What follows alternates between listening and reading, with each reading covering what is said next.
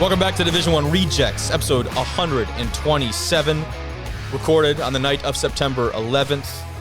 I'm your host, Kobe Manzo. Tonight we've got some great guests for you, the first of which we'll talk to here in a few minutes. That's Kellen Reed, the wide receiver, redshirt freshman from Grand Valley State. We're going to talk a little bit about that game tonight, a lot of it about that game, Number 4, GVSU, host number 20, CSU Pueblo. That game went to double overtime. It was electric. Kellen Reed, the guy we're going to talk to, 95-yard kick return in that one right before the half. Huge play in his first college game. This shit was unreal. It was unreal. So we'll talk to Kellen later on in the episode. We got Tucker Horn from Trinity University, the quarterback down there. They drop an overtime loss at St. John's in week 1, Division III-wise. They come back playing in-state, Mary Hardin Baylor at their place, their home opener, man. They looked good. They looked really good. Their offense especially, defense stepped up big time. The Tigers looked really solid. We'll talk to Tucker later in the episode. Otherwise, though, the main gist of this one, guys, week 2 game recaps, Division II, Division III. I'll kind of highlight a couple here for you. Number 2 Mines, big win over Angelo State. At number 6, you got Pueblo, who fell to GVSU in that double overtime thriller. Mary Hardin Baylor falls to Trinity. We'll talk to Tucker later, like I said. Another big one on the D3 side of things. Hardin Simmons picks up the win at La Crosse from Texas all the way to Wisconsin. They pick up that W. Some other teams we'll talk about today. Ferris State and their gritty win, another top 25 game, the win over Ashland. We got Davenport taking it to Bowie State. And then talk about a couple other games on the D2 level. Texas A&M Kingsville, potentially with the upset of the week over previously number 18th ranked West Georgia, who just made the announcement they're going to Division I out of the Gulf South there. I don't know if you saw that on our Twitter here over the weekend. IUP had a crazy ending against East Stroudsburg we're going to talk about. Probably the worst way to lose a game conceivable. Truman State picked up a big win over South Dakota Mines. We'll talk about some more Division III games, Whitewater, Oshkosh. Stick around for all of it, man. We got some good stuff this episode. Just me in the studio, but like I said, be joined by some really quality guests. Make sure to follow us on all the socials. Don't forget, if you're watching on YouTube, timestamps, bottom of the screen, fast forward to any part of the conversation that sounds interesting. You can find those in the description on Spotify, Apple Podcasts, wherever you get in this podcast. Follow us on the socials. Subscribe on YouTube. I feel like that was the last 2 minutes was like a run-on sentence for me, and I apologize for that. But it's kind of going to be the rest of this episode, so I don't give a shit. Make sure to subscribe, do all that stuff. Let's get right to that first conversation with Kellen Reed. Joining the show tonight, this man played a big part in Grand Valley's double overtime win on Saturday. A 95-yard kickoff return right before halftime. The redshirt freshman, it's Kellen Reed. What's up, brother? How you doing? I'm good, man. I guess, I don't know if you call me like a fan, but I'm a fan of good football, right? So watching that game, Absolutely. I see you, first of all, fumble that thing. We'll talk about that in a second. You pick it up, take it all the way. I'm going crazy on the couch. Like, this is just, that game was all types of turns and back and forth. It almost made me think of something like, was it like a LSU, Mississippi State, that one that was like 7 overtime, something crazy? Like, at points, that's what this one felt like, dude. Just freaking incredible. I'm sure it was maybe somewhat the same on the sidelines, though. It absolutely was. Yeah, that's crazy, man. But you had said it before I hit record here. First 2 college games for you. And number 1, you fly out to Colorado. You play the number 2 team in the country. Now you're back, your home opener for another top 25 matchup. You got thousands of people. It's dark mode and lubbers. Yeah. These people have had a couple beverages. They're getting going. That student section is crazy. I've been there filming. They're not the most rude people, but they're going to let you know. They're going to be in your ear about it. But safe to say, not an easy environment to catch a kick in, let alone return one. I'm going to excuse the drop that happened because it's game number 2 for you, coming off the redshirt year.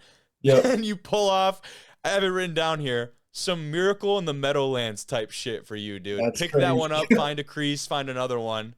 Talk me through that, man. That's awesome. Man, so basically, I'll go back a little bit. So I missed the first game. Like, I went out to Colorado and everything. I didn't get to play because I injured my hamstring early in camp. So that ended up being my first game. And that was my first kick return snap because Daryl Mook Johnson, he took the first 2. He did amazing. And then it was my turn. And so I'm watching it come in. I'm like, that's a wacky kick. And it's coming in. I'm like, oh, I'll let it bounce out. Ball comes back to me. I try to catch it, bounces out, and the first thing I think is Coach Stud is going to tear me up. So I picked that thing up, and I'm like, I got to make something out of this or I won't be back on kick return. So I just shot up the sideline. Dude came at me, got me a little bit, and I just made a move, and I saw opening. Just took off. Oh, that is ridiculous, dude. I was just thinking, like, that moment. I mean, I could probably think about what's going through your head. Like, everyone's been there. Like, Coach Stud too came on here. Talk about a Yeah, dude who keeps it real. He came on here, man. He's sitting in the car. Him and I felt like we were just chatting. He forgot I was recording, probably. He's the man. But yeah, I could definitely tell that he'd be the guy too. That you do something wrong, like he's gonna let you know about it. yeah. He definitely does let me know. I love that, dude. So, not even college game number 2, college debut for you to have a play like that. That's just, I mean, almost just got to feel like to get the monkey off your back. I guess is kind of the saying of like getting that first one. I think a lot of people talk about, depending on the position, like as a running back, getting that first hit out of the way. Then you're like, okay, here we go. Like for Right, you, getting that first big time play and kind of reminding yourself, like, hey, I know this is college. We're playing against top level talent, but I could still be that guy. I could still make these big time plays that I was doing at high school. right. Absolutely. Big time, dude. And talking about that game, you guys are up 21-0 before they start to even like claw their way back into it. It was a block kick, a pick six. I'm imagining on that sideline, dude, it feels like for a bit there, nothing could just go your guys' way. Right. Yeah, for a while it kind of felt that way, and it was almost like I felt like we were up, and I look at the scoreboard, they're down by 7, and I'm like, dang, like I really thought we had it deep in the bag. Mm-hmm. But a lot of the time our coaches talk about like being a dominant team. Like we want to dominate the team that we're playing. So get to 21-0, keep running it up. Just yeah, I hear you. that's what we get after. Absolutely. Then, to makes things worse, excuse me. Cade goes down. Your backup, Avery Moore, already injured. Yep. Alex comes in, and another redshirt freshman. That just seemed to be like, as an outsider, again, I've never seen this dude take a snap in my life. I'm like, oh shit, like here we go. Like things are just continue to add up. His second snap, he goes in there, drops a dot. Your sideline had to be going nuts. Oh yeah, absolutely. I mean, for his first college snaps, he puts a ball out there like that and then continues, goes on, throws a pick six, cleans it, like learn, burn, repeat, gets it out the back door and keeps on balling out. Like that is amazing. That's tough, dude. It's tough to do. Yeah. And especially like I was saying, by the way, on the little, I always look at like the attendance. It says 0 on the box score. So I don't know if someone just didn't put that in there. Yeah. Give me your rough guess. Like what was it like inside Lubbers on Saturday? I might maybe 15, 16,000. It probably felt like 100 to you, especially after you dropped that. Yeah, I heard everybody go, ooh. And And it's great too, because like when Northern played there last year, and that was obviously an ugly game, but I'm sitting there filming in the end zone, and bro, so there's that like almost 3 yards between the end zone and the student section, and I'm right there, and these guys are like staring over my shoulder, like watching me film, and it's like one of the weirdest things. I'm like within arm's reach of all these, like the front row of the student section right there. Those guys yeah. are, they got prime spots though, dude. You definitely set Oh them yeah, up right. absolutely. Yeah, a few of my good friends from back home came to that game and they were right up there in the front row. I love it, dude. That's pretty sweet, man. I was texting Jack Gilchrist after the game, and as exciting as it was for a spectator, this was his quote. He says, "I never want to go through that again." That was what he told me. Just that back and forth, talk about that roller coaster of emotions that is, an overtime football game. Yeah, absolutely. A little stressful. I bet, dude. And next up for you guys, no slouch. And I guess before we get to talking about assumption a little bit, the biggest thing from week 1 to week 2 as an outsider for me was your rushing attack getting going. Tariq Reed was almost a non-factor in week 1, and just let alone your ground game, not just Tariq to single him out, but I feel like that opened you guys up offensively. I saw whoever was in there at quarterback getting a lot more comfortable because now the defense has to honor that. Talk about what that did for your offense and that showing for you guys. Absolutely. I mean, Tariq going for 119 yards, 4 touchdowns. He was getting out there. People were hitting him. He was bouncing off it. He was just making plays. Like that's a masterclass performance by him. And Cody Tierney, back-to-back 100-yard games, like Mm-hmm. threatening the deep ball. Like you had to respect deep ball and you had to respect Tariq running it. So you kind of put both of those out there and you could scare defense. So I feel like having the best of both worlds out there like that, it really kind of opened up a lot of opportunities for everybody out on the field. Yeah, man, and that receiver room too that you guys have. I think there were obviously some question marks because you lose a couple of your most talented guys in the portal, and now they're playing at some big time schools respectively. And more credit to them. Like, they went out and got what was theirs, and you can't really, think so much about that. But then obviously that is what would you call that? Like, there's a hole in the production there. So you're going to have guys like Tierney and like others step up. So how do you feel that room is kind of rose up to the challenge these first couple weeks?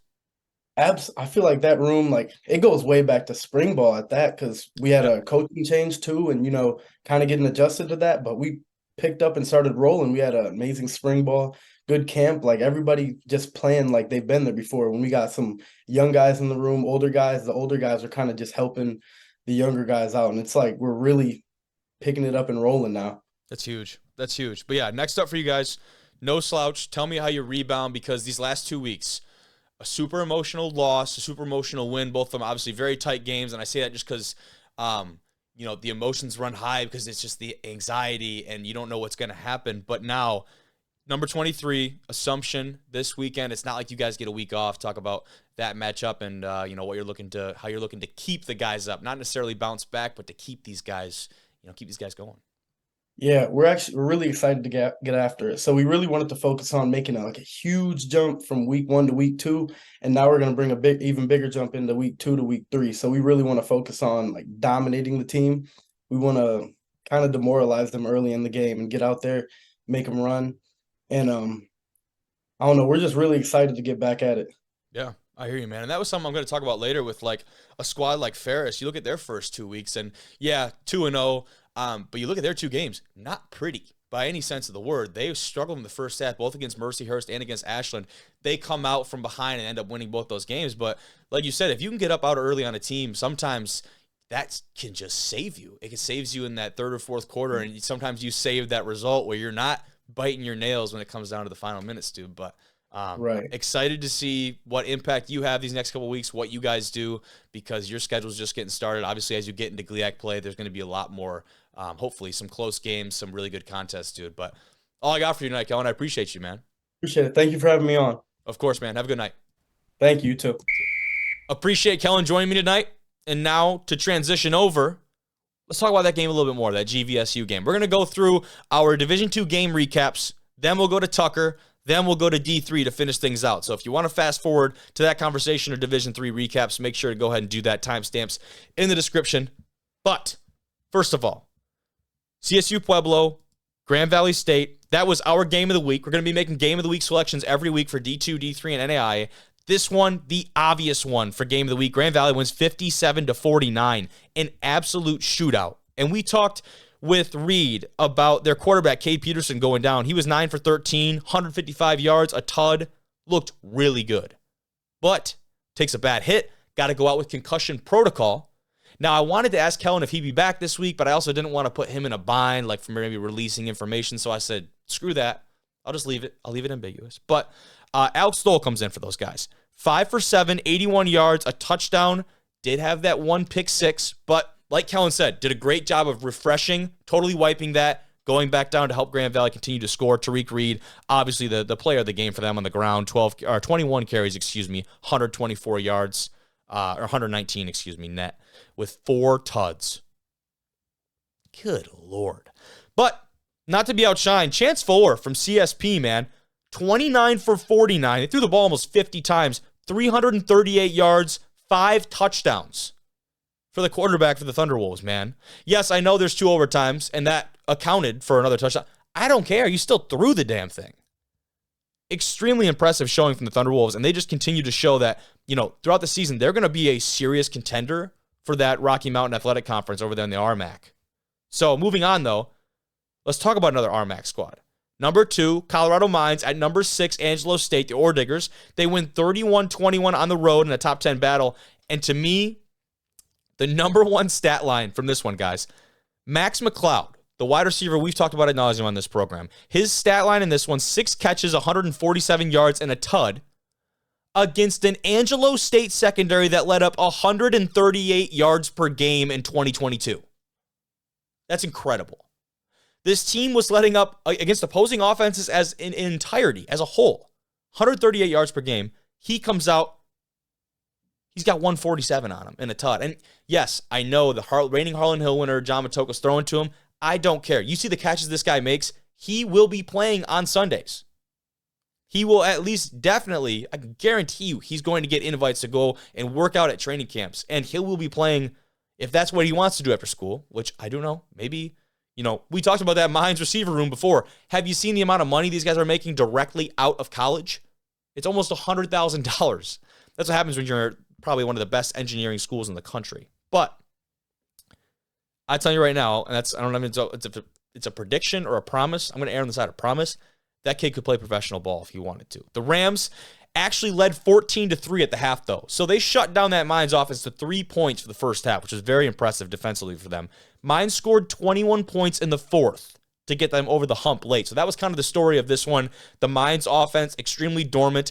All of a sudden, I don't know, epiphany, something clicked. They figure it out immediately, 21 points on the board. And when you have an offense like that's high-powered in that fashion, happens just like that. The backfield tandem of Landon Walker, Noah Roper had what I would call a super gritty game because I'm pretty sure Walker may have busted like a 38-yarder. That was the longest of the day. For the most part, though, not many long runs. Busted out a ton of just super gritty, grimy yards just to fight for each one of those. And that was something we talked with Antonio Clark, the columnist for D2Football.com in the RMAC. He said their backs this year present a unique problem to defenses because in the past, they've had some more shifty, elusive backs that are really prominent out in space, really great with that. And now this year, you see a lot more in between the tackles, a lot more downhill run game, especially when you talk about the defensive front seven from Colorado Mines. That is a super physical football team. I don't want to get that to get lost. So, huge win for them. We'll see if they can keep that thing going. Let's talk a little bit about Ferris State, number 1 team in the country.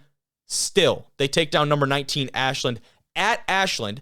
But, like I said to Kellen earlier in the episode, not your typical win from the Bulldogs. They trailed 21-10 at the half on the road. They figure things out, outscore Ashland 28-7 in the second half. That was the final of, do some math here, 38-28. They win by 10 on the road, but that second half score, very telling. Defense stepped up in a big way. The first 2 games for Ferris, not necessarily pretty. I would say. They're not really wire-to-wire wins, I guess you'd call them, but the biggest takeaway for me is that the good teams find a way to win in those instances. That's such an old coaching trope. I don't care. It's an old coaching trope for a reason. It's like stereotypes. Like they're a thing for a reason. They're not always accurate, but someone said it. And we talked with, I'm blanking on his name, linebacker for them last year in the playoffs. We were talking to him. Nick Thomas, I believe, was Nick Thomas. And I had said to him, like, I feel like you guys make your own luck. Like Ferris State and other good teams, this is not a trait that is exclusive to the Bulldogs.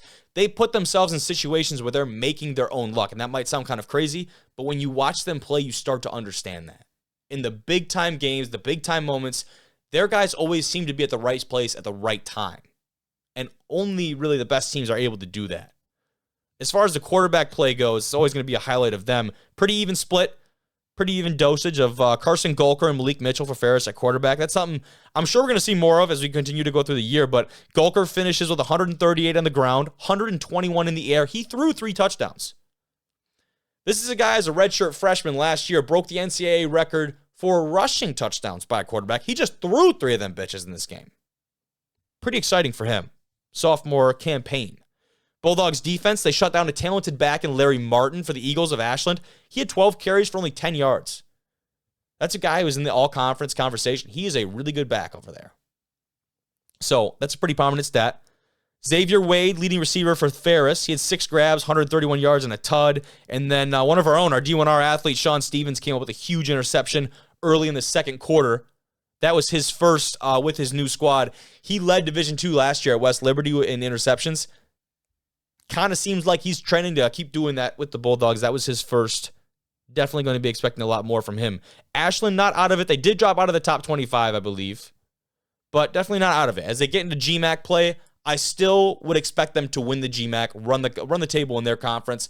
As far as some more competitive games, as they get into the heart of their conference play, Ohio Dominican's going to be a great one. Maybe always a game against Findlay or Tiffin. Like those games will still be marquee matchups, but I still expect them to run the conference. I've been very impressed with what their offense has been able to do after losing their starting quarterback. But we can move on. The upset of the week for me, and maybe we need a new category, game of the week and upset of the week. Texas A&M Kingsville, man, they upset West Georgia. And the crazy thing about it is that statistically West Georgia outplayed them in a lot of facets. 18 first downs to 11, 215 passing yards to 99. Their offense was much more efficient in most facets of the game, but you knew that was coming. But UWG, they threw 4 interceptions. You're not going to win games when you have that many turnovers. 2 of them go to Amos Coleman, who was the Defensive Player of the Week for the second time in a row in that Lone Star Conference. He also had a forced fumble and a fumble recovery. Dude just had a day. How about have a day out there in the defensive secondary? More than 10,000 people at that game over in West Georgia. That's a big part of it, too, is they did this on the road. Extremely impressive. That was the first game since West Georgia's announcement that they're heading to Division I, which, if you know a little bit about that program, not super surprising. Think they've been entertaining that idea for quite some time now.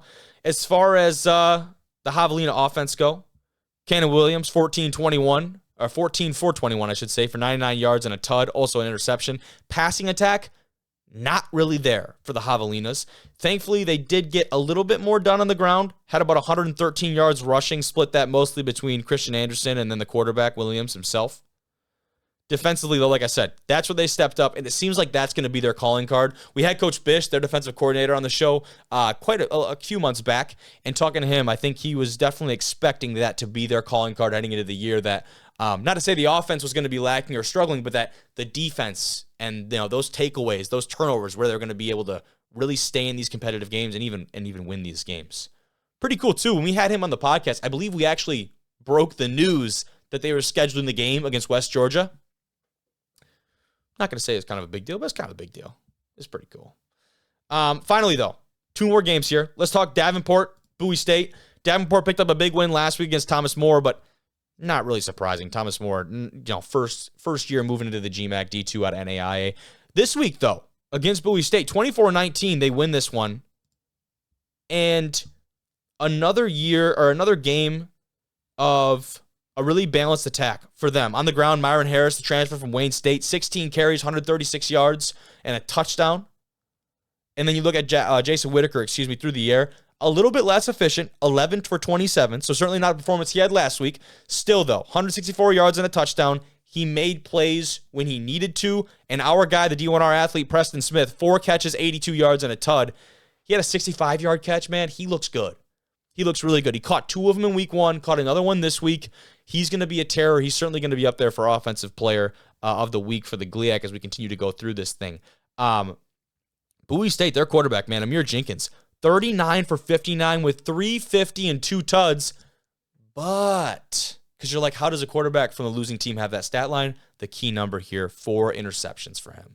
And whether that's a testament to the Davenport defense or maybe a knock on Amir, I don't know. I didn't watch the game. I go through the box score on a lot of these. I can only watch so many games, guys. I got so many monitors. But that's a key stat for them. They really struggled on the ground. Only had 50 yards rushing against what is kind of been an inconsistent Davenport defense, but we'll see if they can step that up this year. Davenport does creep further and further into those top 25 rankings. I do believe they sit at number 20 now. We'll talk about that here in a little bit.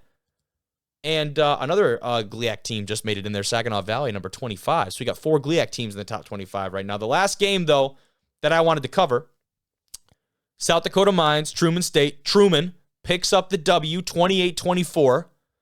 That's not a top 25 matchup, but these are both teams for me that would be in that like 25 to 35 range. The Hard Rockers from South Dakota Mines, and then you got Truman State, I believe the Bulldogs. And these are 2 squads that matched up pretty evenly. On paper, Truman State dominated the ground game quite a bit more, which is, I think, kind of one of my takeaway stats from this one. But, I mean, when I say how evenly these guys are matched up, they had less than 40 seconds difference in time of possession in this game. A lot of the same opportunities. They had the same number of total first downs, 21. I think the difference, though, is that the South Dakota Mines passing attack, a lot more efficient. 3 of their 21 first downs came on the ground. That's a big piece for them. They're going to have to certainly get squared away, but that usually means your quarterback had quite the day. Jaden Johansson did, 27 for 38, 276 yards and 2 tuds. That just wasn't enough. Truman State gets it done on the ground, on their home field. So, big-time win for them. And we can finish up our D2 side of things by talking about those new rankings. And I will go over a couple other scores of games here shortly. Let's see some that I that I may have missed. Because trust me, I know I can't get to every single freaking game, guys, but I try my best. Looking down through this one, let's see what we've got. New Haven with a 1-point win over Bentley. I saw the end of that one. That was actually a pretty solid game for them. 14-13. Not a very high score. California, Pennsylvania gets the win over Kutztown. Kutztown starts 0-2. Kind of a shocker for me. 31-20. The Vulcans take that one. Central Missouri with a convincing MIAA win over UCO. That's Central Oklahoma. Central Missouri, I do believe, has Northwest Missouri State this coming week. And speaking of Northwest Missouri State, if I can find the final here for you guys. I'm sure you saw what happened with them. If you follow us on Twitter, you definitely saw, but they ended up falling to Emporia State in their matchup this week. And, you know why I can't find it is because I think that was a Thursday night game, right? But Emporia State, if I'm remembering the stat correctly, that is the first time they've beaten the Bearcats, Northwest Missouri State, in 29 years. 29. What an incredible stat. Yeah, here it is. 29 years. This is the headline. 29 years of frustration erased as number 18 Emporia State defeats number 5 Northwest Missouri. Just an incredible game.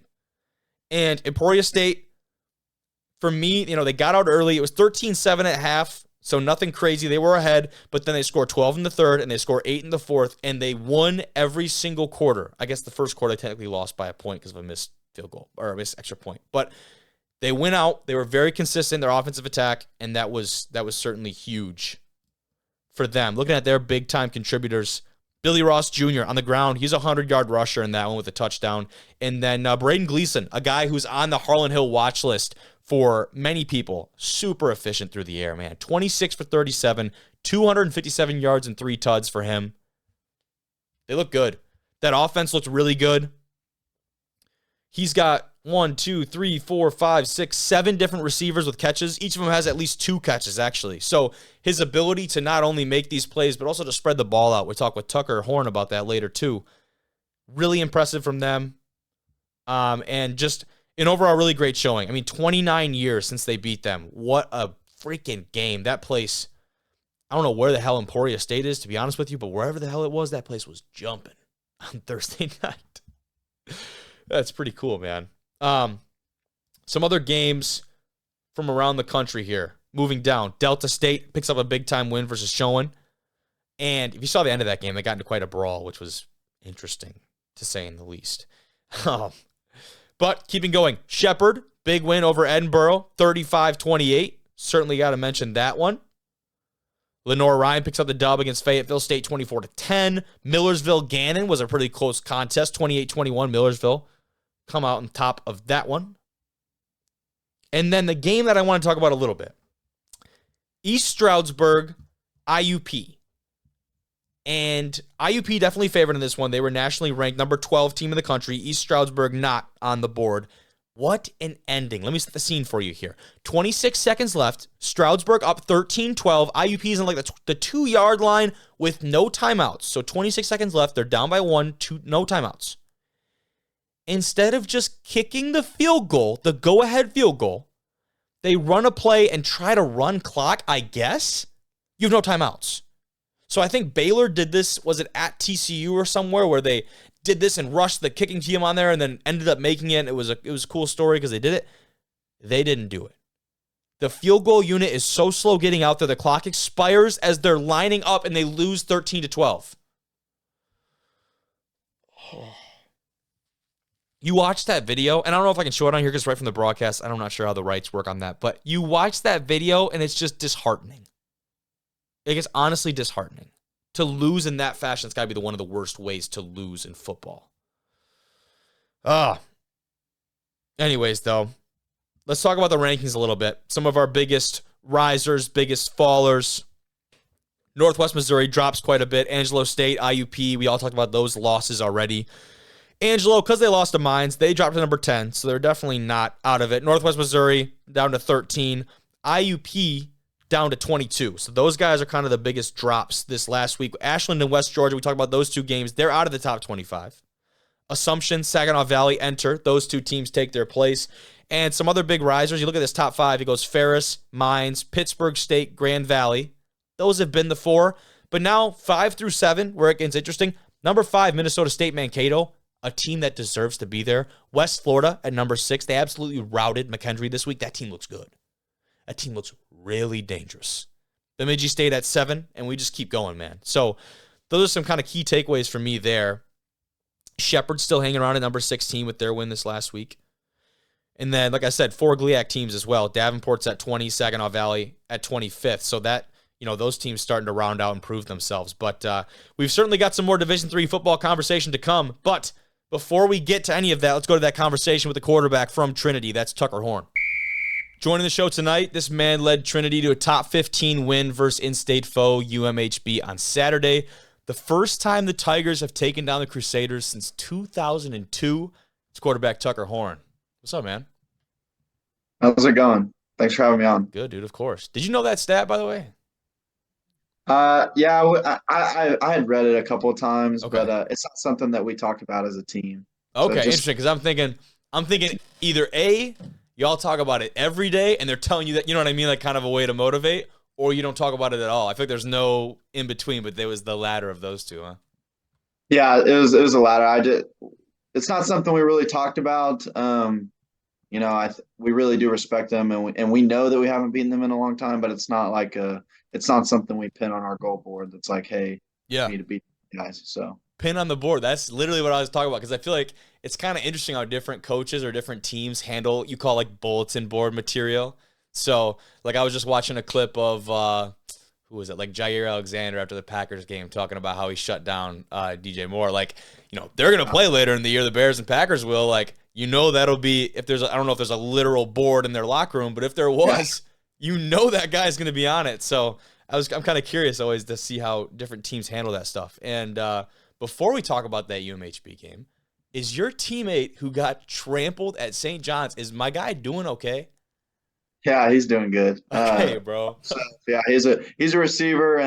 That was a devastating one for us, and yeah, he witnessed Johnny Magic at its finest, dude. I mean, whatever you want to call it, but yeah, he's okay. A tough, like you said, a tough loss compounded by the fact where he's laying on the field. Obviously, like the game just ended, super emotional. He's kind of just laying there, like helmet in his hands, and then I imagine just looks up, and there are just hundreds of people on the field, and they're all like, they seem to congregate like right on top of him. So I'm watching the replay, and I'm like, holy shit, like, buddy, I don't even know if he was able to get up.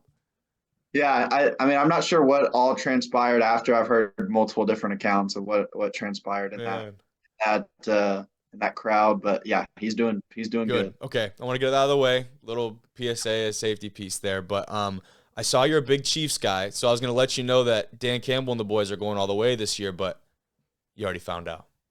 Yeah, that's pretty cool that you say that. I mean, I have nothing against the Lions. Okay. So the strength coach for the Lions was my strength coach the head strength coach of the Lions was my head strength coach here at Trinity University. No shit. My freshman year. Yeah, and then really? Dan Campbell's son played tight end for us 2 years ago, and then for 4 years before that. His name is Cody Campbell. So we have a connection with the Lions. It's pretty neat. Well, I'm glad I brought that. I had no idea. Just, for people who think this is a bit, I had no idea. Like, that's pretty cool that there's that kind of connection. So head strength coach makes his way over there. His son played there. Dude, that game was incredible. They had the freaking stealth bomber over pregame. Yeah, I saw that. But that was really cool. But let's talk about you guys. Let's talk about that Hardin-Baylor game. You're coming off, like I said, a tough overtime loss at St. John's, a game where I didn't realize you led by 17 in the fourth quarter. And then to drop that one obviously had to be a super emotional loss. But now you certainly don't get a blow-off week with the Crusaders coming to town. You had to get those boys right, get them ready to play. How hard was that after, like we said, you go through that late emotional loss on the road and now coming back for your home opener? What was that kind of transition like? And, everyone talks about like maybe a 24-hour rule and kind of wipe that one, move on to the next. Was it that easy? Yeah, no, I mean, it wasn't that easy. We definitely were on an emotional roller coaster. We had a battle of attrition up there in Collegeville. It was one that what hurt the most was that it felt like we had it, and we just shot ourselves in the foot time after time, myself included. I recognize the the magnitude of the mistake that I made.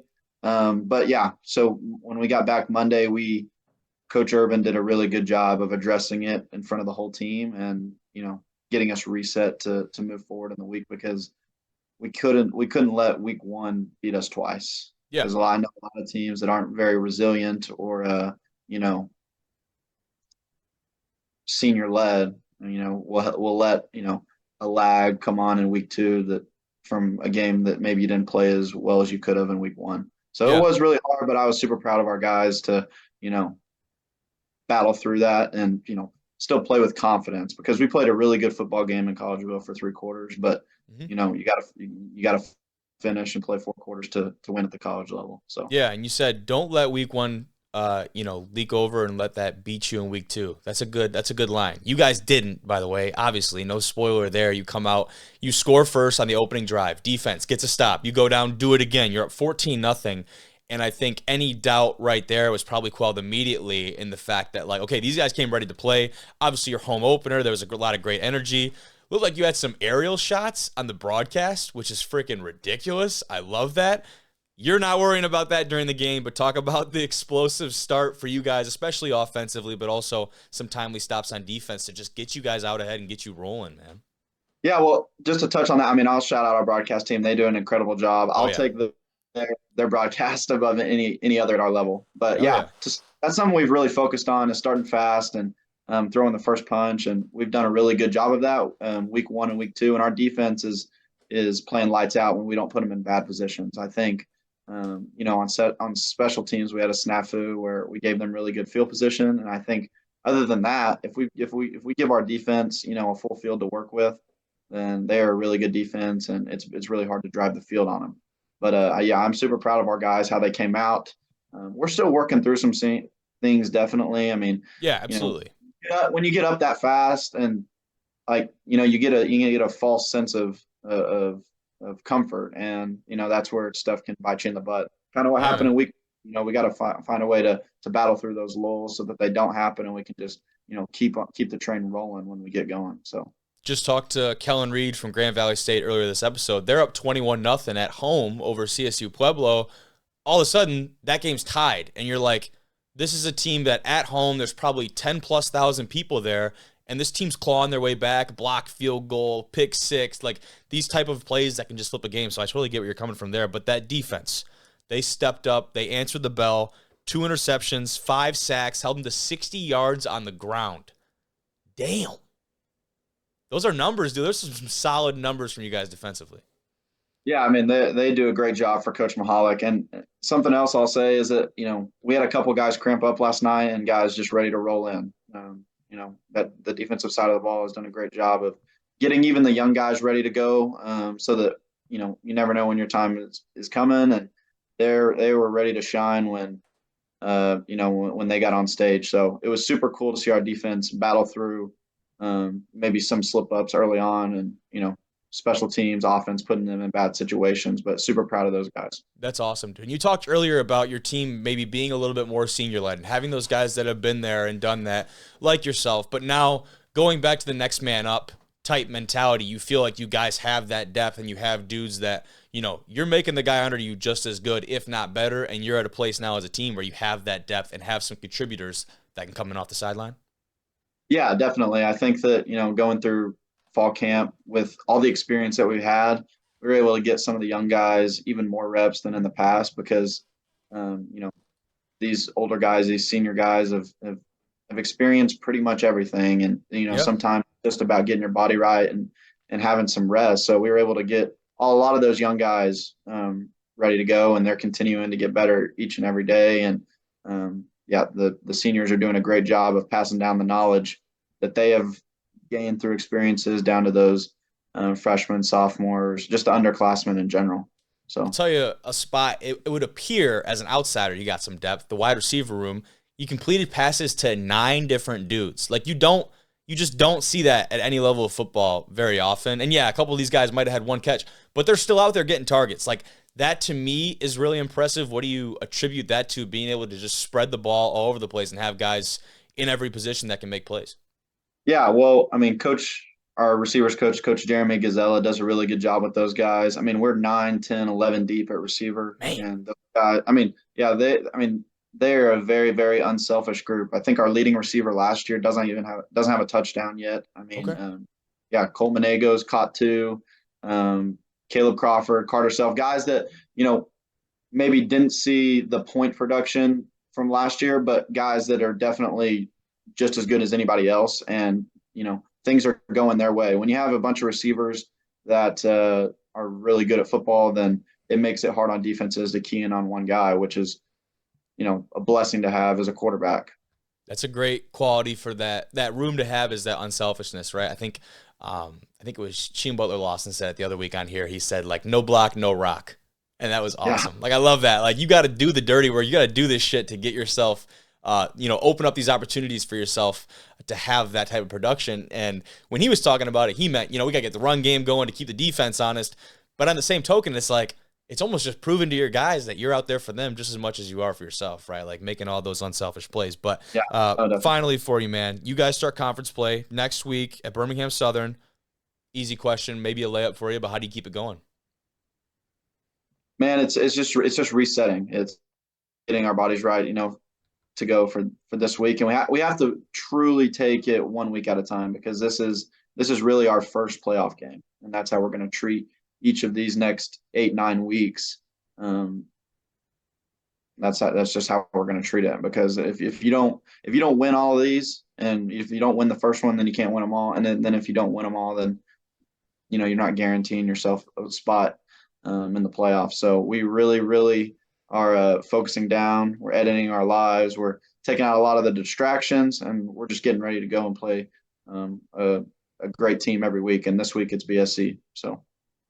Oh yeah, no more distractions. Shut down the pods. No more pods for the guys, huh? Yeah.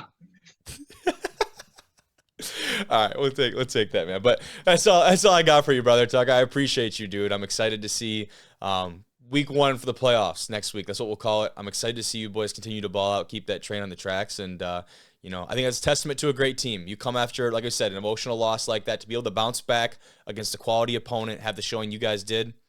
Excited to see there's going to be a lot more of those down the road, brother. Thank you very much. Have a good night, man. Yep, appreciate it. Thanks for all y'all do for our level of football, especially. Thank y'all. Appreciate you, dude. Of course. Have a good one. Appreciate Tucker coming on. And as promised, we'll finish off with some D3 conversation for y'all. And the first game I want to talk about, our game of the week pick. That's number 6, Hardin-Simmons versus number 11, UW La Crosse. Hardin-Simmons, Cowboys pick up the W. And I guess kind of a recap of this one. Make sure to check out our Substack and our article talking about this game. It's pinned on our Instagram, and it's on our Twitter somewhere. Just find it. It's in our link in bio. These teams back and forth in the first half, answering opposing touchdowns. Feel like every single, there's a little bit of give and take. Anyways, 14-14, late in the second quarter, La Crosse, their quarterback, Kaiser Helterbrand, runs in, go-ahead score with over 3 minutes left in the half. They're moving the ball super easily. Feels like they had a lot of momentum going into halftime. That all changes. Hardin-Simmons, they get back on the board. Noah Garcia, 56-yard tud for the score with only 39 seconds into the third quarter. So they waste no time coming out in the second half. Their defense comes alive. Another touchdown in the third from Colton Marshall puts Hardin-Simmons ahead. Never gave the Eagles a chance to get back into this one. Cowboys defense, they answer the call, pitch a shutout in the second half. 3 takeaways in the fourth quarter alone. On the road. Defense travels, baby. Senior linebacker Caden Mickna finishes with 13 tackles, 12 of them solo. I'll have you. A sack and an interception for the senior. Have a day, fella. That is awesome. We talked a great bit about Trinity, number 5 versus number 12, and UMHB and their dub, so I'll kind of skip over that one because we talked to Tucker about that a good bit. A big one, is it an overreaction to say Whitewater is back? Number 8, UW Whitewater. Number 4, St. John's. They take down the Johnnies. After the Johnnies, we just talked about their overtime win versus Trinity in week 1. 4 WEAC schools in the top 25 right now. Whitewater's worked their way up to number 4. They even got a first place vote in this last week's rankings, and I don't blame them. After the dominant performances they've had, Whitewater at 4. You got River Falls shortly behind them at 7, followed by La Crosse at 14, and then Oshkosh at 23. That WEAC is still representing, man. But yeah, talking about this game, a little bit more. Whitewater looked really good. 56-28 against what is a really quality Johnny's team. You know? And looking at the scoring here, 7 in the first, 14 in the second, 14 in the third, 21 in the fourth.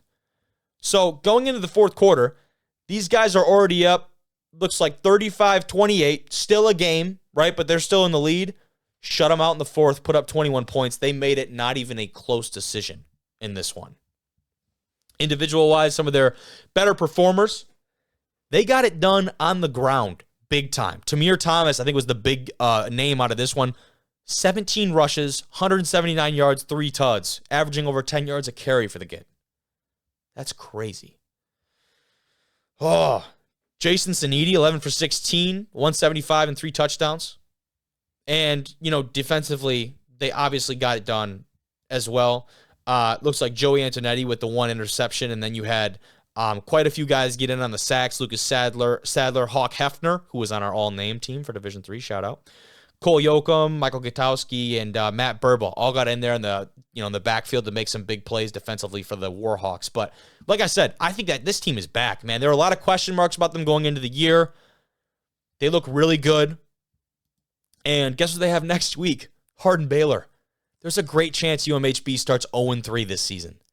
And it's not even their own fault. They place a freaking buzzsaw of a contest, competition here. Number 19, UW Oshkosh versus number 13, Wheaton College. That one kind of went down to the wire. Wheaton ends up taking the W here, if I'm not mistaken. Let me pull up this box score for you guys. And the Wi-Fi is just not wanting to Wi-Fi in my house right now. But yes. Oshkosh, Wheaton, 30-21, takes the victory. And that's a quality win for them. That is a very quality win. You look at the scoring on here, just incredibly back and forth. Oshkosh, Wheaton, and then into the second half, Oshkosh, Wheaton, literally just back and forth. Like, that's a heavyweight fight. Not entirely heavy scoring, but offensively, I do believe Wheaton College, a number that kind of sticks out for me, 8 of 14 on third down, pretty solid efficiency, 2 of 2 on fourth down, and 450 yards of total offense. It's hard to compete against that. It's very hard to compete against that, especially when you're this efficient, passing the ball 22 for 29. Very good. Some big special teams play for both these guys. But I think a great tell of any game is the time possession. Wheaton 36 minutes to Oshkosh's 23. When you can possess the ball and maintain those long drives like that, that tells you a lot about this squad. So great win for them. Otherwise, in the D3 side of things, those are kind of the marquee matchups that I wanted to highlight. We can look at the rankings here and talk a little bit more about those. Hardin-Simmons jumps to number 5. The top 4 relatively similar. Obviously, St. John's was 4th, drops down to number 9. You got North Central, Mount Union, Wartburg, Whitewater, Hardin-Simmons, and Trinity. And Mary Hardin-Baylor still top 25. They're at 19, but they steadily dropping. Otherwise, nothing too crazy to note there. I will take a look here quickly at some other D3 scores. I guess another great game, definitely worth mentioning. Wartburg 16-2 versus Bethel. Bethel, obviously, the only points safety in that one. Solid squad, Bethel is, and Wartburg, that's why they're number 3 team in the country. They looked really solid in that one. I did get to check out a little bit of that. Number 7, Linfield routed Denison 28-14. Kind of a big one. River Falls followed up their big upset last week versus Ohio Wesleyan, 37-10, Cortland's offense looked really solid this week. Johns Hopkins continues to roll. They're at number 14. Carnegie Mellon pitched a shutout against St. Vincent. Ithaca picks up a really close contest, 20-17 over Endicott. And Endicott will actually play Hardin-Simmons, I do believe, this next week, so that's going to be a fun one to watch. Finally, though, number 22, Susquehanna. 6-5 win over Brockport, SUNY Brockport. What the hell happened in that game? That is absurd. Oh, that's funny. But if you've listened this long, I really appreciate you. Thank you for making it to the end of the episode. That's a lot of great stuff today. A lot of good D2, D3 conversation. Appreciate both our guests, Kellen and Tucker, for joining me. And appreciate you for sticking around. Be sure to check out our new Substack. It's where we're going to be posting articles, a different medium, a different format, same great coverage from the guys over at D1 Rejects. Appreciate you for listening. This is D1R saying goodbye.